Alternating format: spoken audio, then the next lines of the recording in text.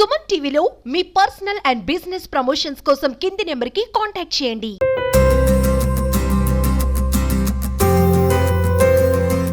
Hi hello నమస్తే, welcome to Suman TV. నేను మీ దివ్య.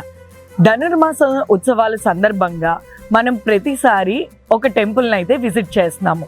అందులో భాగంగానే ఈరోజు భీమిలి నియోజకవర్గంలో ఉన్న శ్రీ లక్ష్మీ నరసింహస్వామి దేవాలయానికి అయితే ఈరోజు వచ్చేసాము. మరి పైకి వెళ్ళిపోదామా?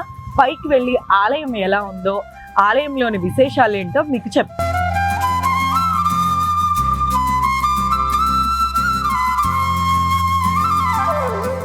ఇప్పుడు మన స్వామివారి దేవాలయంలో అయితే ఉన్నాం. ఇక్కడ స్థల పురాణం ప్రకారం హిరణ్యకశిపుణ్ణి సంహరించిన తర్వాత స్వామివారి ఉగ్ర రూపం అనేది శాంతించలేదు.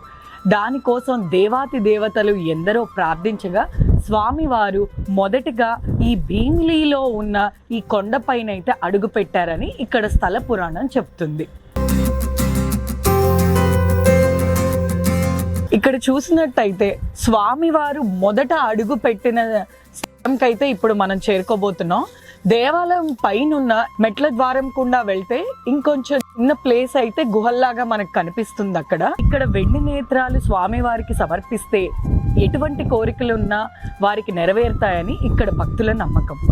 మీరు చూసినట్టయితే ఇక్కడ గుహలాగా ఒక స్థలం అయితే ఉంది. స్వామివారు ఇక్కడే తన మొదటి అడుగు వేసినట్టుగా ఇక్కడ స్థల పురాణం అయితే చెప్తుంది. 5 పడగల నాగపాము అయితే ఇక్కడ మనకు కనిపిస్తుంది.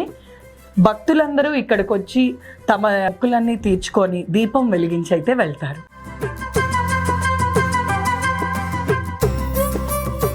ఈరోజు వీడియో ఇది. మరిన్ని కొత్త వీడియోలతో మీ ముందుకు వస్తాను. అంతవరకు నమస్తే.